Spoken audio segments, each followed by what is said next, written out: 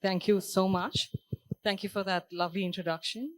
And thank you, Realty Plus, for putting this panel together. It's a very, very interesting topic, something I think a lot of us here are quite passionate about.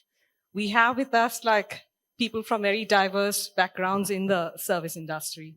We have two co-working players. We have Shivani from the developer side, then we have Kaushik from the IPC. He told me not to say PMC, it's IPC. Okay. And Abhi and I are the architects here. So I wanted to start with that first slide that I asked you to put out. But if you could just put that up on the screen.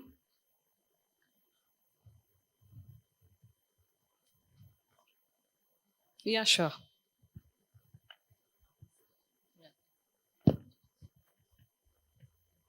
Okay. I guess you're all wondering what this is on the screen. This is actually a book written by a restaurateur. He's actually Will Guidara. He was like one of the chefs of 11 Madison Park. I think some of you may have heard of this restaurant. It was the #1 restaurant in the world in 2017. And how do you get there, right? So this whole book is about how and what he did, which made it very different in terms of the experience that he was giving to his end user customers. So I just thought that, just going to go to the next one, where he talks about the fact that people love to be cared for. People love to be looked after, and then take it to some other level in terms of the experience. What he did was, which is really interesting, he used to like have people come to his restaurant and he used to listen to the conversation that they were having. And then in that conversation, he would find like little things that made it very interesting. What he would do is like, he would go and give them that experience that they were talking about. And it doesn't have to be expensive. It doesn't have to be expensive. For instance, what made him successful was a $2 hot dog. Okay? So honestly, it's about how you connect with the people. So I'm hoping that through the conversation today, we can kind of talk about what makes a difference, right? We were actually like talking between all of us, and we were thinking that one of the things that, that has to come out is how unreasonable is your hospitality? How can you get your customers excited enough to come to your office parks, come and, come into your co-working spaces, lease out your space, and how do we design for that kind of an experience? So that's literally where, I just want to kind of end it there, or rather kind of keep it here. I'm going to direct this question to pretty much, I'll start from anywhere around here, maybe with Abhi, you can go. I want to throw this at you all. What is your understanding about customer experience? Okay. I believe, we have now seen a lot of industries bringing this word experience into their business. Yeah. Make my trip. 2-3 years before it was a travel agency. Now they say they provide experience. So people have been smart enough to figure out what actually psychologically motivates us to take decisions, like a sale or purchase something. So if you look at workplace, I believe it's a culmination of every feeling you get from the minute you walk into the office, from you walk out. So it's a culmination of everything, all the feeling throughout the day. What it feels like is your experience. Anand? Yeah, so a customer experience actually starts before she or he becomes a customer. Exactly. Right? Yeah. It's about the perception that they're creating about you, your organization, your team, your offering, your solution, everything. It's essentially about distinguishing yourself in that market. Real estate market, co-working, we have lots of players. What do I need to do to just leave that message, like a silent tick in the mind? That's customer experience for me, just creating that perception. Nice. Kaushik. So as far as customer experience is concerned, in our industry, it goes through 3 stages, or rather 4. You've got a customer acquisitions phase wherein you are trying to woo the customer to become your client. So that is a experience that you offer them at that stage. Then it is the entire servicing part of the customer, wherein in our case, it could go on from 6 months to 2 years where you're servicing the client. And then it's the relationship management, which is like post-sales kind of a ongoing engagement that you would do with the client. And then if you're referring the business to a particular developer or a managed office player or a flex player, any experience that the client has with that particular vendor is kind of correlated to the person who's introduced that particular business. So anything going wrong with their operations. So you need to make sure that you are there through all these stages, and not, if you impress them at one stage, you can't just leave them on the next one saying that I've done what I had to in the first phase. So all throughout, you need to make sure that you need to excel and probably up your game in every aspect. Monika? Hi, good afternoon all, and thank you for staying up after lunch, and Fancy and Shivani, I mean, you have a session to moderate. But one of the topics that's very close to my heart. So I've been in the hospitality industry now for 22, 23 years, not necessarily only in flex, in the flex spaces since 2007. Customer experiences about every interaction that a potential current or past customer has with you or any extension of your brand. And what really defines it is, can you consistently have an interaction where your customer believes that we have the best interest of theirs in mind, whichever interest that is, as to current, future. Are we, am I there empathetic enough to understand that there is something that they want, I need to understand and deliver? It's How unreasonable can you get? I'd rather have a customer who screams, yells, and expresses his or her opinion, and says this is what you're going wrong with, because it gives us the chance to say, hey, this is what we need to look at, whether it's a process, it's a person, it's just the product design, or it's the experience. We need to figure out what. And it's ultimately about all the people, all my associates in the company who interact with every extension of this brand, to ensure that we are living it every moment. So that's customer No, that's experience. nice. So, Shivani, just for you to continue into the other aspects of the essence of customer, what's happened is, like, I mean, there's this one particular thing that I read about the fact that there was this person who was like constantly whining and dining their clients and, trying to sell a house or a piece of real estate to them. And then the minute the house got sold, and that was it, they threw the keys on who was talking about it. So, does that end there? What is the essence of customer experience as a value offering? If you can kind of, give us a little bit of an idea there as well, because it's not just the first part of it. It's the holistic picture of what a customer experience has to be like. Thanks for the question. I think in my mind, customer experience is more about preempting what possibly your customer could want. I think everyone here on the panel has touched on, say, perception, on being there for a client. Listening is a very big part of customer experience. And in your example, the chef was just listening in, right? And he preempted their need and the requirement. He did not say it's out of my scope, and he went beyond. For us at Nucleus Office Parks, our customer experience starts with an IPC. Right? How happy is our partner with us, and to make sure that his client will be looked after. So if Kaushik, for example, comes to us, he needs to have the confidence that we will look after his client, and he can very comfortably offer us space to his occupier. That's the start of it. Then it starts from when the occupier actually comes and does a visit. How is the entire experience of seeing this space? How is the interaction? How are the queries managed and handled by the leasing team, for example? Then, for example, if a client closes in, really listening to the client and preempting and understanding their business. Are they a banking firm? or are they a FMCG company or a flex space also for that matter, right? What would a flex space need from the landlord in the building? There are only a limited amount of amenities that one can provide in say a 20,000 or a 50,000 square feet that they take from us. What more can we provide within our building? And then there is, of course, you have the basics of amenities. You've got the creche, which is now a standard all over.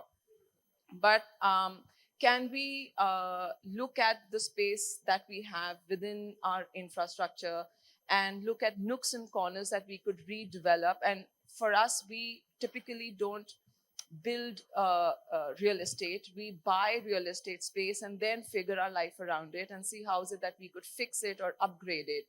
And that's our key job. And the next step is, of course, how are we hand-holding the client through their journey for the next 5-10 years, renewals, etc., their entire lifetime that they are with you. And while we have the property with us and we have not sold it already to some other investor, but and that's where we are coming up, or we have come up with this concept of engaging with our occupiers, and not just at a CRE level or an admin level, but really to understand, can we collaborate with them for CSR? Can we understand their business? Maybe talk to an HR head. And I'll give you an example. There's one such company. It's and I won't take their name. It's in 1 BKC. It's a commodities firm, and you would probably know about it. And the HR head spoke to me, and we would just interact. I met the MD, and he said, why don't you also interact with my HR head? And he said, Shivani, the problem, I'm happy with the building. The only problem, I don't know if you can solve it, is we are a small firm in the sense I only have about 600 employees. And I don't get the kind of experience from a bank when I'm banking with, say, any bank, ICICI or whatever. I don't get the privileges that probably a company with 3,000 employees would get. I said, okay, let me see if I can fix it. It's out of my scope. I go back to my CFO. I said, do you have good relationship with a bank? He said, yeah, HDFC. I go to HDFC. I have this conversation with them.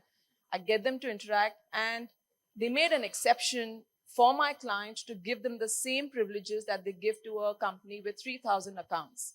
Wow. Now, for us, that's going next step. How can I help my company do better in their business while they're in my space? So that's being unreasonable. I think so. So for me, that's experience. That person will never forget, right? And the other piece that Monika said was consistency, a very good term she used. You've got to be consistent across the life cycle, across departments, right? Accounting to operations to even your guards, and your experience starts from outside the gate.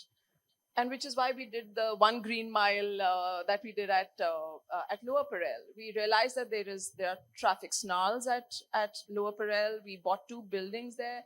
We've invested thousands of crores there. And the experience needs to start from the outside the gate. So we invested on the road, on that entire 1.5 kilometer stretch. We worked with the government. It was a public-private partnership. Removed the illegal parking, encroachments, and made it a beautiful experience for our occupiers. Really nice. And you were going to... Yeah, but in fact, so this is from an occupier's perspective, from a landlord's perspective, but from a flex office perspective, I wanted to ask Anand, since you're in this business and you're not only competing with similar brands or within your industry in the flex space, you're also dealing or competing with hotels, which have the spas and the swimming pool, etc. And they're willing to offer their rooms and convert them into spaces. You're dealing with managed office spaces like ourselves. What and this question could be to you or to you, Monika. What different are you doing to create that edge for your occupiers to retain them or to get them on board? Sure. So see, unfortunately, Shivani, you get a co-working seat and I'm talking more specifically from Delhi NCR, I'm more aware of that market. You get a seat for about 3,000 and it goes up to about 50,000, right? So in that market where you have those kind of price ranges happening, it's not that everything is tangible and visible to a prospective client, right? You may say you have a steel case chair and that's 40,000 rupees, but for most of them, a chair is a chair, right? How do you do that? So what we typically follow is get to the bottom. What's the job to be done? Why are they here? Why are they coming, right? Is it a budget issue? Is it not a budget issue? Is it about what kind of perception you want to create about yourself as an organization? It's about what percentage of your workforce is millennial. They want more upbeat kind of offices rather than the traditional offices. So we try and find that out. We play in the premium category of workspaces, and we try and maintain a level of clients that come in. So couple of things that we do typically which kind of distinguish us but won't be for too long, it catches on. Smaller organizations, right? We have a contingent or a fractional marketing team that they can loan from us, a legal team, a company secretary, a chartered accountant, a IT, right? Those are the kind of services that a traditional workspace or a flex space doesn't give. We get that for them. We get them to meet with VCs, investors, private equity players. We keep having those forums for them to come see.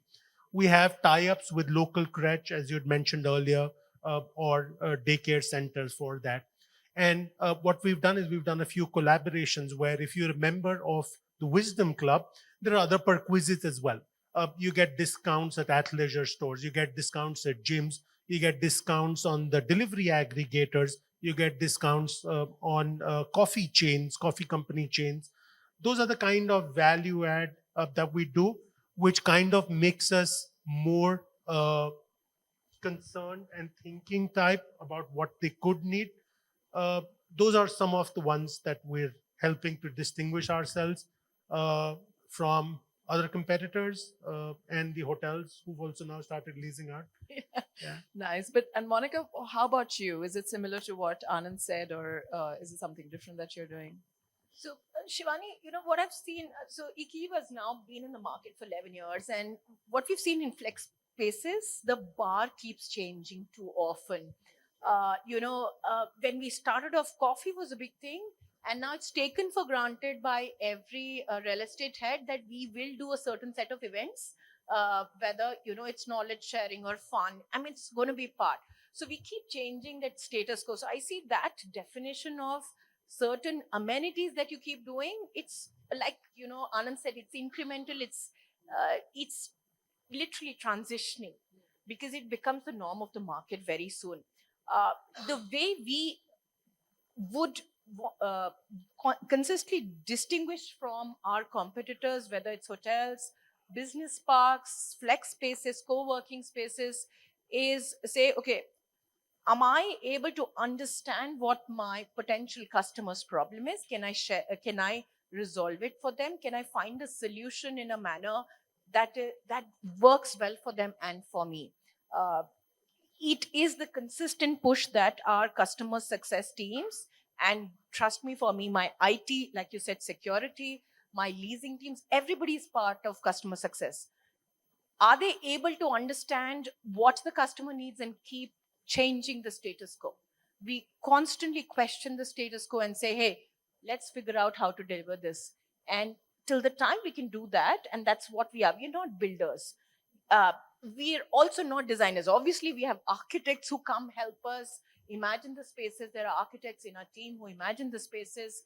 We have a team of experts in IT who comes and helps. We're basically solving one problem for our customers. We're bringing everything together and saying it is seamless. Everything you want is with us. So a lot of expertise is in-house. A lot of it is through collaboration, but it's to ensure that the life is easier. So that's what we want to keep doing, is question status quo and enhance this experience and distinguish from the competition. So the whole morning we've been hearing a lot about technology being a very important part of the offering. Clients' needs keep changing. There was a time when, that bookable room that was given was like a good to have. Now it's a must have. Everybody's doing it. So do you see, how do you see technology playing a role in creating an engaging environment, Kaushik? I mean, this is to you because most of your customers must be saying, what else? What's new out there? Sure. So with everyone having a smartphone, Oh, yeah. everyone having an access to an app, and data being so cheap, technology is a given.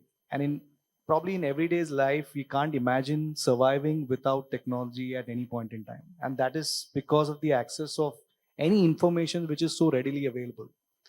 If I look at, a technology per se, India is the largest exporter of software. We make the best apps, we make the best software. But when it comes to when it came to developers, conventional space, there was no engagement that the developers provided to the customers. With these flex spaces and managed office spaces, they've made sure that they're engaging the last employee through, with real-time data collection. It could be through an app, it could be through a website, it could be through anything. And with that data collection, if you can react equally faster, and whatever that data is, it could be, what's the kind of coffee that you would want in your office. It could be, whether you would like a certain kind of a stand-up comedy on a Friday. If you could have that kind of a poll coming in from people, you're engaging with them on an everyday basis, which makes them feel that this is my office. I'm kind of dictating what should be the experience overall. And if and the most important part is the person who's collecting the data needs to act upon it. And if you can listen well and you can curate things according to what people want, I think it helps in a big way. Sure. But then I also wanted to again come back to probably all of you to say what are the global trends, and are clients asking for a certain set of technology when they're looking for a space, that this is what I'm looking for my teams or within the building. It could be pertaining to security, it could be pertaining to amenities or access. What is the global trend, and what is it that the clients are asking for? It could be just any one of you could answer. Yeah, I can pick up some of that. So technology is an area where I believe, at least in India, we have not explored it to its real potential. If you look at any global service providers or flex spaces providers, they actually really mind this area quite well. Now, if any client, when I speak to multiple clients, if they have a portion of their real estate sitting in a flex space or a co-working space, the only challenge, or probably the top challenge they have, is building the culture, because it's sitting with a lot of other people. We have limited customization and things like that.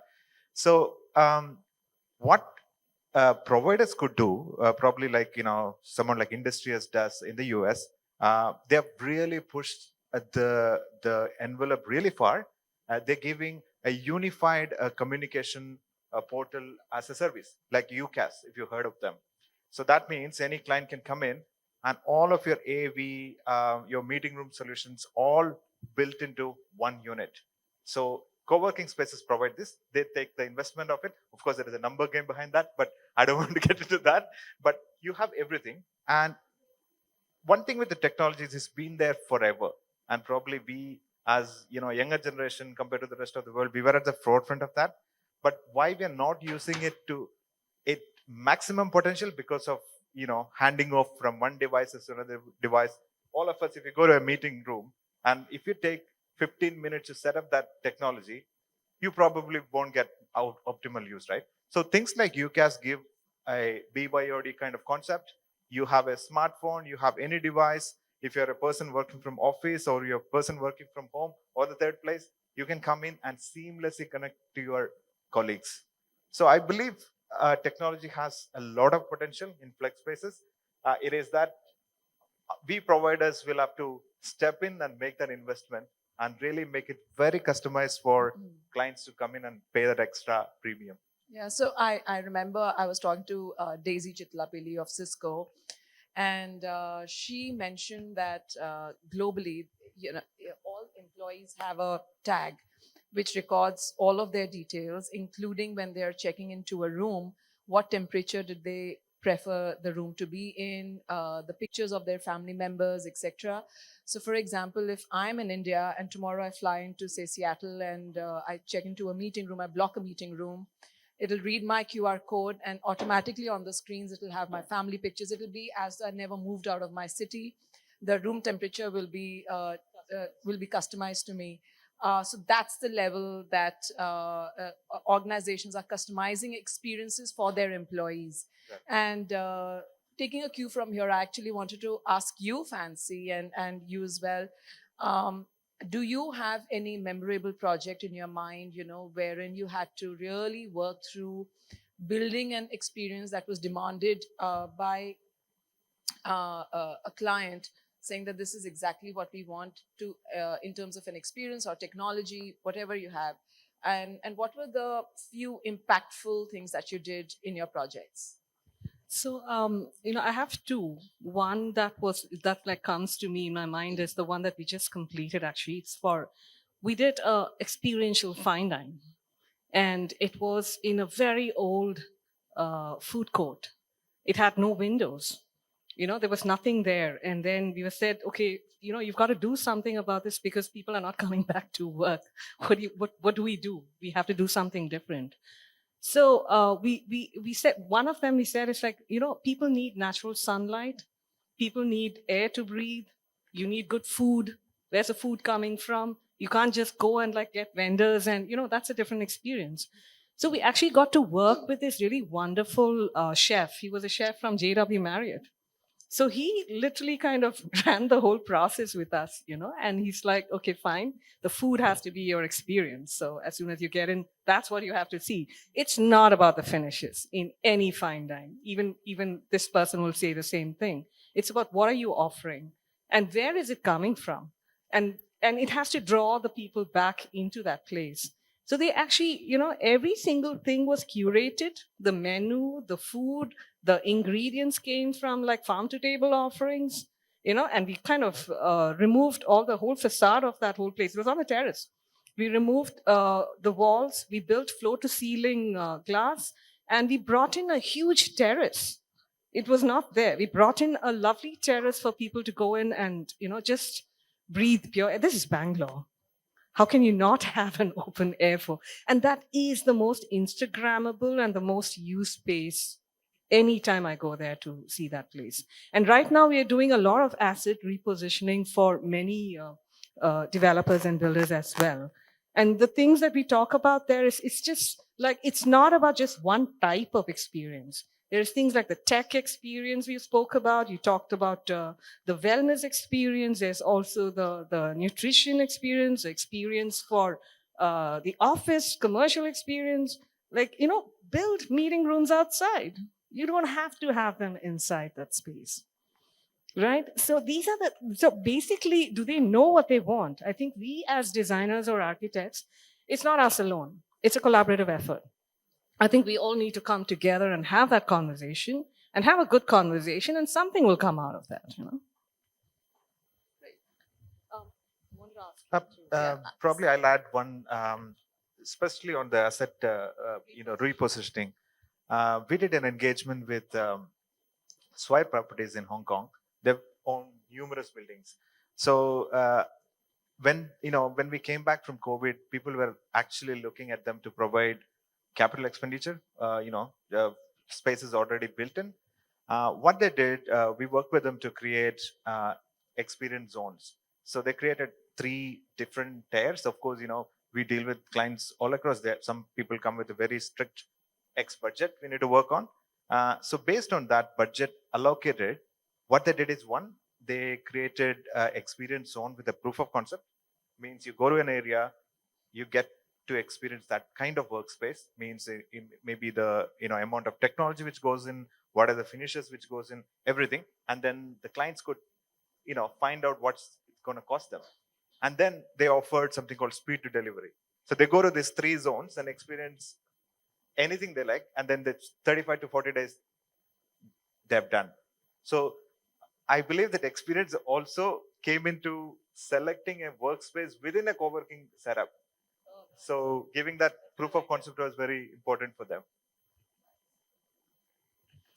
Oh, okay. Market. No. Oh, okay.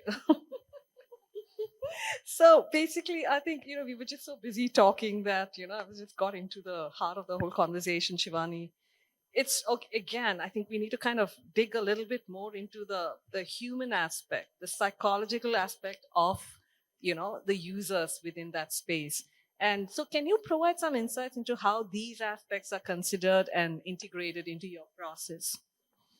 So I think there are two conspicuous and inconspicuous benefits, as I would say.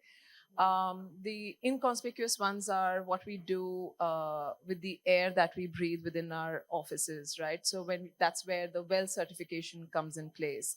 And we feel that if the quality of air and the quality of the spaces, per square foot area that we give in the common areas for people, the amount of green landscaping that we do across all of our parks, it has an impact. It has a psychological impact wherein one is able to perform better, is able to think more clearly.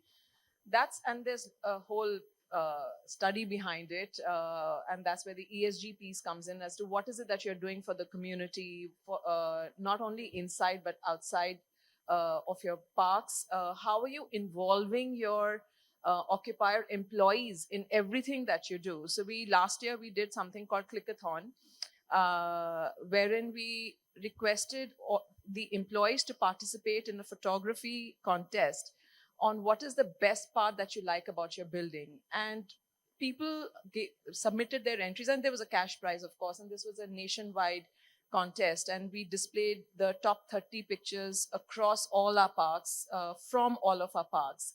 And there were pictures right from, we were quite surprised to see, because people submitted pictures of a flower which they liked, which means even the horticulture was playing a big part in their daily lives that we had there, too, of course, the building and the artwork, etc., right? And we really wanted to see how is it that our employees or the occupier employees see the building. What is it that they see in the building? While we see glass and the infrastructure, etc., what are they seeing and how are they connecting with the building? And that gives a big insight into it. Besides, of course, we do a lot of wellness programs, so it could be right from how do you plant a tree, or do home gardening, to nutrition sessions, to Zumba sessions, right? And to even mini concerts that we do across all of our parks, just to keep the entire park buzzing with energy, right? Wherein you can take a break off. And of course, we make it official. So we call off all of the admin heads and the HR heads, saying that let your teams be for the next 45 minutes. Let them come down, lose their hair and just have a good time. And I think that plays a big role, because you're not only connecting with your own colleagues that you're working with, but you're connecting with your neighbors' colleagues, right? You're forming those bonds with, so I could be a Facebook, and I know that, and I see it on the directory that there is say an Amazon or a Google, etc. But I don't know who those people are. But when I'm competing against them in a match, or just interacting with them in common events, I form those bonds. And that's the community building that we do, and that builds also for us its stickiness to the building. So that is what we do. But I also wanted to ask, from a flex space, because your spaces are, and I know the likes of, say, the WeWork and yourself, you do a lot of events. But how do you identify what is the psychological or emotional need of your clients and their team members? So Shivani, a lot of this is conversations with certain decision makers in a company, whether it's the business head, sometimes the people operations head, who are there amongst the occupiers. We realize that one event doesn't fit all. It's not one cookie cutter thing that you can do. We try multiple events. We've had we've had one-to-one emotional counseling for our customers. We've had We've had different kind of doctors come in, people who do alternate medicines and come and give idea about what is, you do so many things typically on a woman's day. We had a lady doctor who practices Ayurvedic medicine come and say how Ayurvedic medicine can play part in your well-being. So there are these, and then there are fun activities. You cannot not in a as culturally diverse country as India have your festivals. Everyone enjoys, everyone gets together. We also invite the heads of our various businesses to come and take the others who are much younger in their professional journey to go through what they went through. That aspect of knowledge sharing and mentoring actually starts from there. And we invite everybody. Our members, our partners, we've invited a lot of IPCs in, we've invited our developers in because we're part of that. We in fact call our developers sometimes. So what we do one session to take active feedback is what we call the iKeva town hall, where we're not interacting with our employees or associates. We're calling in our customers, and literally like a town hall, they get to voice an opinion as openly as possible. We record, we tell them this is what we've understood, and this is what we can take up today, this is what we'll do later. So it's various things. I can't say we know the psychology of every person out there, but we take inputs, we have those interactions, we understand what works for them, what do they enjoy, what do they like, and then incorporate in something as softer as this. We also do something similar when we design our spaces. So, when we actually look at designing the workspace, which is pre-signing, there are, IPCs who work with us, they'll tell us what their customers like. We try and understand, like what Ms. Radhika said in the previous session, you have to try and understand your occupier's culture, which is very hard, but we try to do that. That's what we're trying all the time. So it's a constant pace of listening to what they want. We are in the era of chat GPT and AI and machine learning. They're listening to us. There is some new school of thought called end user experience monitoring. Wow. It's a software you could probably put in smaller feedback kiosks across your parks. So you get actually you're not really talking to the CEO and CFO, but actually the end users. So probably in few years we'll have them all of the parks and workspaces, and imagine the data which comes out. It's an eye opener for all of us. We'll know all the gossip for sure. But then I'll come to you, Kaushik, and I wanted to ask you, where do you see the market leaning towards? Because there are a plethora of services that are being offered by managed office spaces as well as the flex spaces. Where do you see the clients leaning towards? Sure. So been there with the industry for a long time. So I've seen 3 eras, if I can distinctly call it.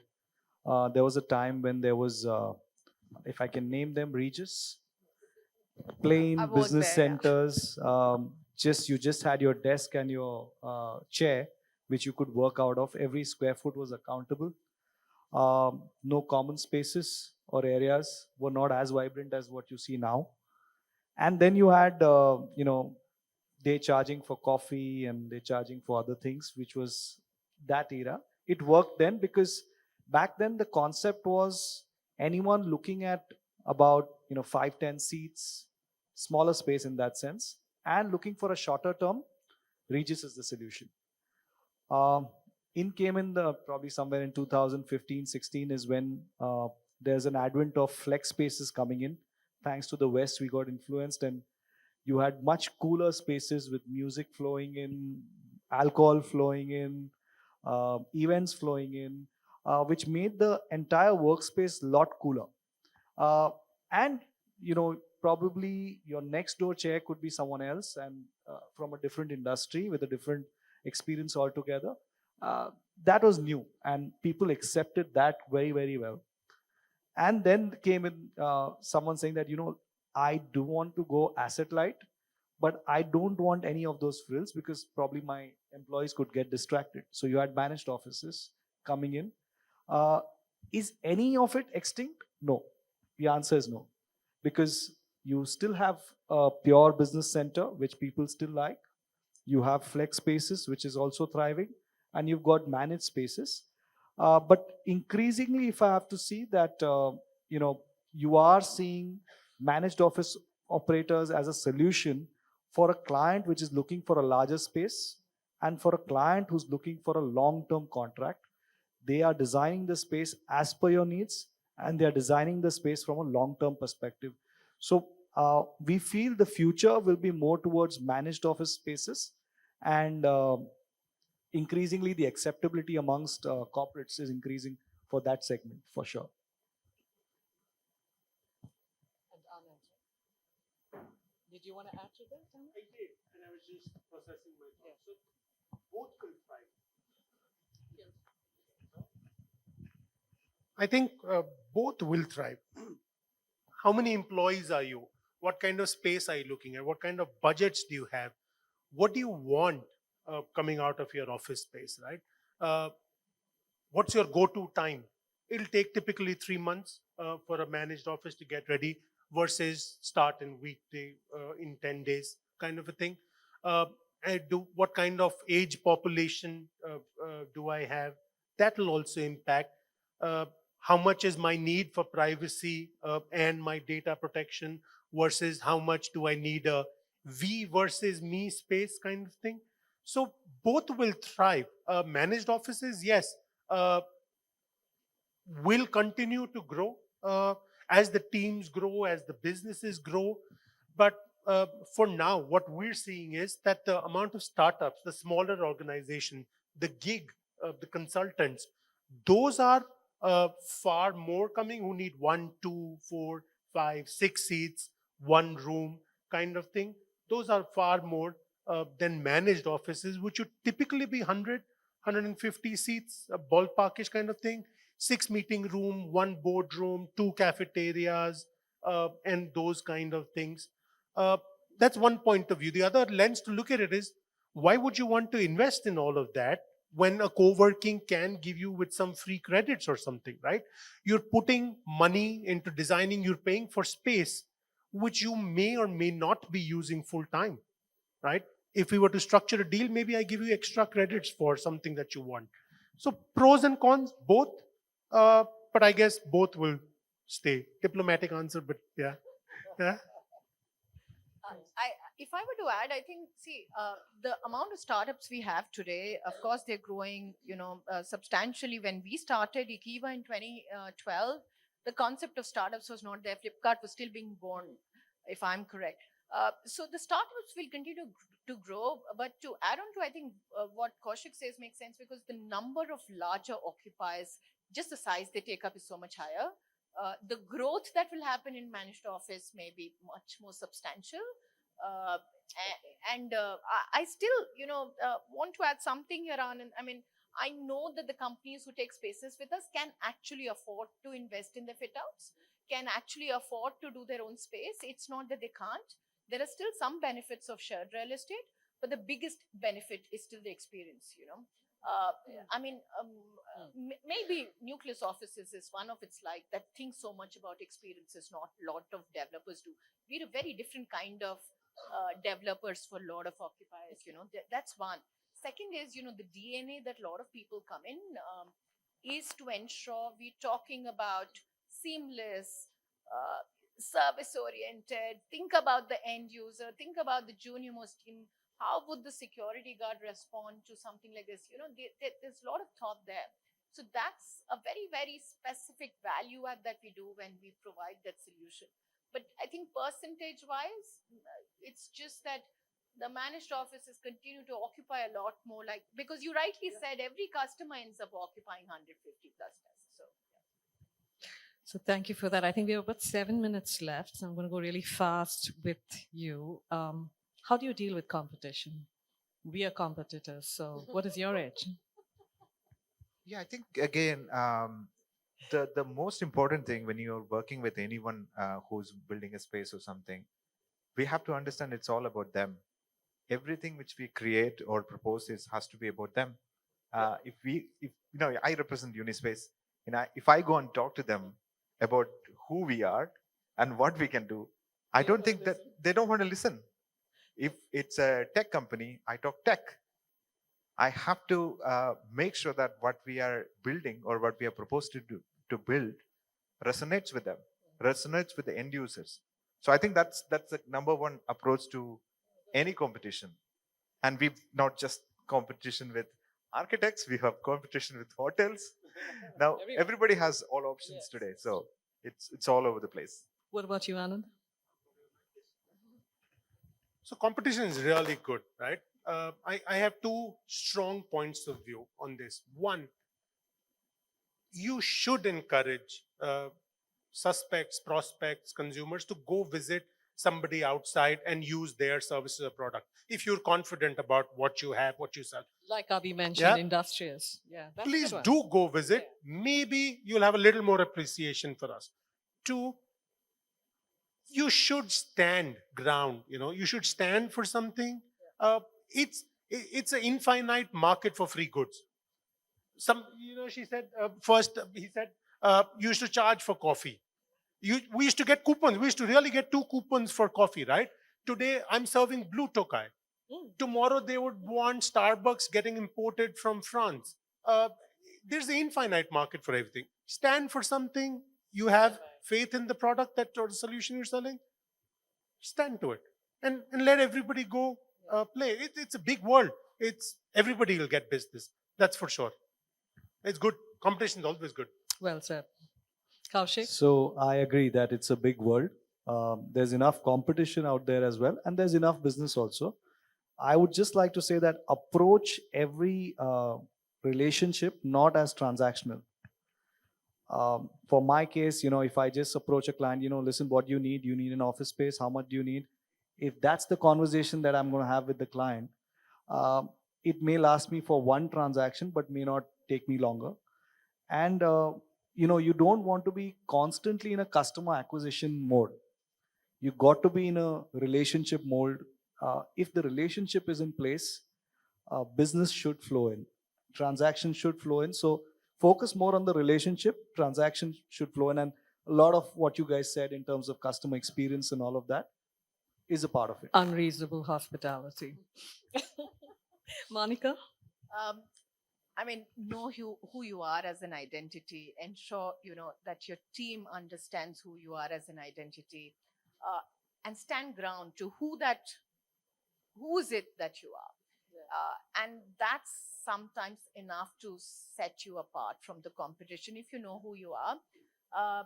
Never be, condescending about the fact that you know it all, you've been there, you've done it, we know what you want. Because trust me, you will never know what the next person wants. You don't know it with your siblings, you don't know it with your parents, there's no way you'll know with your customer. So be open, know who you are, explain your limitations, just be true to what that brand is, understand the limitations, communicate them, and do what you can. It's always a magic wand in your hand every time you speak to a potential partner or customer. So I think eventually, even if you're ahead of the market, eventually everyone catches up and you've got to keep reinventing yourself. And for us, I think our edge is our people. And when I say our people, I mean ground staff, our supervisors, our property management teams, and our own teams, right? And how is it that we treat them, right? Because there are eyes and ears on ground. And it's, I think, very, very important to have that because your customer will always know more than you. So being satisfied saying that, I've done pretty much everything and I'm ahead of the curve, suddenly you'll get a blind curve and, you don't know what's hit you. And to be able to do that, I think it's very, very important for us, and which is why we are now having key account managers and, we are really investing in our ground staff to be able to communicate with clients or with visitors, etc., maybe in a basic English, good language, and have a certain demeanor. So we're going to that finesse, so to speak, in terms of to be able to listen and invest in our people at the same time. Somebody will have a wild thought, and that could be from one of your occupiers who will give you that edge or will push you to think in a certain way, which probably you've not been able to do collectively within your own organization. So I think for us, that's our edge. So, How about you, Fancy? You've Yeah. never What answered about that you? question. We need to know that. for me, it's about the planet. How can we preserve the planet? We're running out of natural resources. For me, I'd rather be working with people who are bothered from that angle. And that is my edge. And honestly speaking, it's a big topic. There's a lot of greenwashing, but you got to start somewhere. So for me, it's always about like asking that question: are you bothered? Then let's work together. So that's where it has to be. I'm really, really bothered about that. It has to be life-centric. Anything I do has got to be life-centric at the end of the day. So I'm going to go around here. We don't have 0 minutes overtime. So one word that kind of tells you what customer experience is about, starting from this side. I think it's relationship, the human relationship. It's an investment, not a cost. Okay. It's about, if I have to speak about customer experience, I would say that long term. Empathy. I think a lot of what everyone said, and listening in and being present. Being present. Absolutely. Be present, be there. And on that note, if there is any question from the audience, I think we're out of time. I believe not, Ms. George. But on that note, I'd like to humbly thank each and every panelist for joining us. Thank you so much. Thank you. Thank you. Thank you so much.